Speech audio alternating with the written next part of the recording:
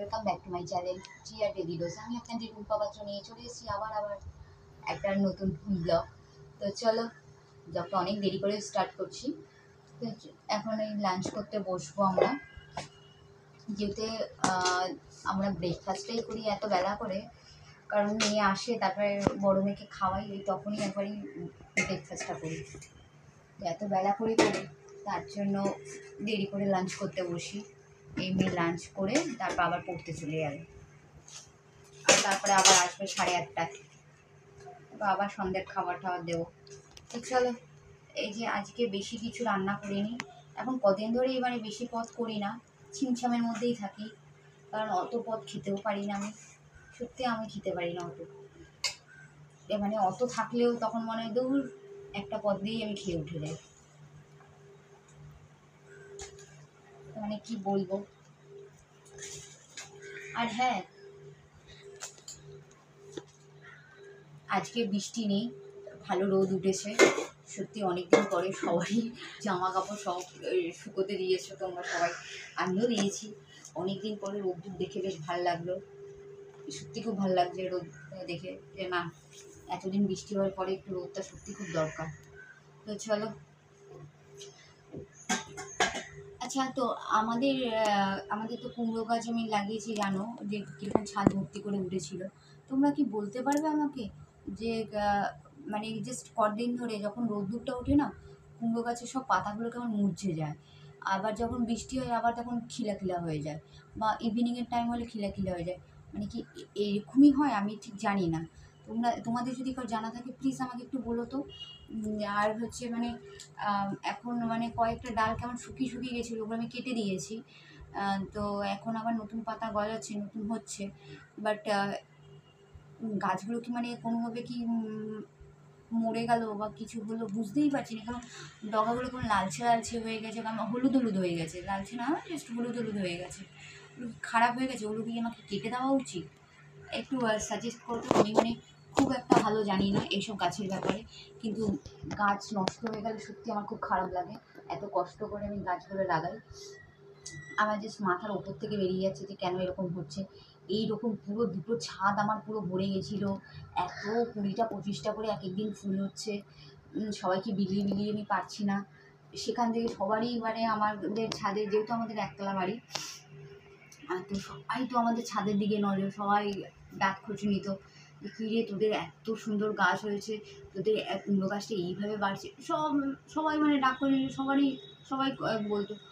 তার মানে জাস্ট 3-4 দিন পর থেকেই যেন গাছগুলো এরকম মুচড়ে যেতে থাকলো, আর এরকম হলুদ হয়ে যাচ্ছে, বুঝতে পারছি না কারো কি নজর টজর লেগেছে বা কিছু, কারণ এইসব জিনিস খুব সূক্ষ্ম হয়, আর এর ফলনও প্রচণ্ড কমে গেছে, মানে এখন ফুল হয়তো 2-3টে এরকম হয়, আর সেইভাবে আর গাছগুলোকে কীরকম মুছে মুছে কেমনভাবে হয়ে গেছিলো, তার জন্য আমি কেটে ফেলেছি, এখন কোনো হলদে হলদে হয়ে গেছে।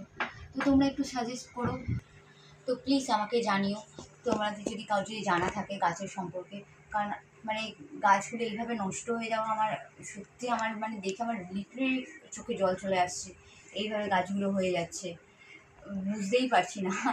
ও আবার পুঁইশাক গাছও লাগিয়েছি, পুঁইশাক গাছটা হবে বাড়ছে আস্তে আস্তে, যাই হোক, কিন্তু তোমরা যদি জানো যে কুমড়ো গাছটা এরকম কেন হচ্ছে, কারো নজর লেগেছে বা কিছু কিছু যদি জানা থাকে, বা এরকম ন্যাচারাল এরকম হয়, আমাকে প্লিজ একটু কমেন্ট করো, তোমরা জানিও, একটু গাইড করো, মানে আমি সিরিয়াসলি জানি না।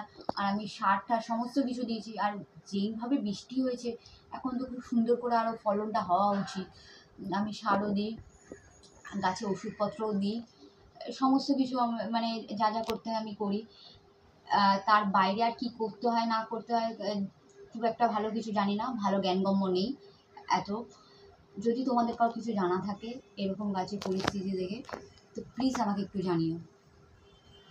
তো চলো, আজকে লাঞ্চে অনেক বকে নিয়েছি, তো আজকে লাঞ্চে করেছি এই যে ভাত, উচ্ছে আলু ভাজা, এই উচ্ছেটা একটু কড়া কড়া হয়ে গেছে, কারণ এরকম খেতে না প্রচণ্ড ভালো লাগে, আর এই যে কাতলা মাছের ঝোল পটল আর আলু দিয়ে করেছি, একদম কাঁচা লঙ্কা চিড়ে পটল আলু দিয়ে কাতলা মাছের ঝোল করেছি। তো চলো লাঞ্চটা করে নিই, লাঞ্চটা করার পরে তারপর তোমাদের সাথে আবার দেখা হচ্ছে, ছোটো মেয়েও চলে আসবে একটু বাদেই, 4:30 সময় ওদের ছুটি, আস্তে আস্তে 5টা, তারপর ওকে খাওয়াবো। চলো দেখাচ্ছি। এই সন্ধ্যাবেলা নিজের টিফিন বানাচ্ছি, একটু হোয়াইট সস পাস্তা করবো, তার জন্য পাস্তাটা সিদ্ধের জন্য বসিয়ে সরঞ্জাম নিয়ে নিচ্ছি। চলো পাস্তা সিদ্ধ হয়ে গেলে হোয়াইট সস পাস্তাটা করবো, দেখতে অবশ্য টাইম লাগে না। হোয়াইট সস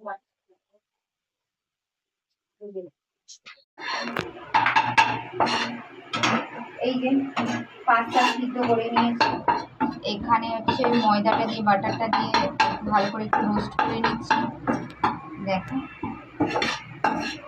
তারপরে দুধটা দেবো, একটু ভালো করে রোস্টটা হয়ে গেলে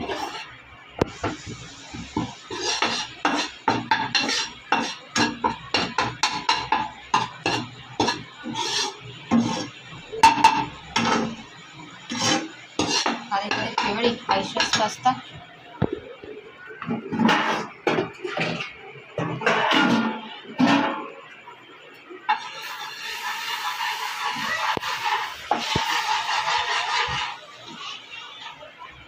আর ভালো করে নাড়াতে হবে এই লাম্পসগুলো চলে যাওয়ার জন্য। চলো আমি করতে থাকি, তোমরাও দেখতে থাকো। ক্রিমটা তৈরি হয়ে গেছে, দেখতেই পাচ্ছ। এবার এই যে পাস্তাগুলোকে ঢেলে দেবো।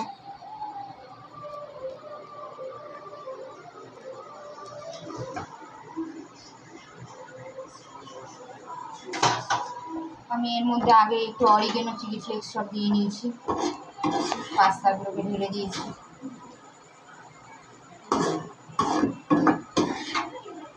চলো এটাকে আরও গ্রেভি বানানোর জন্য এখানে চিজ একটু দেবো,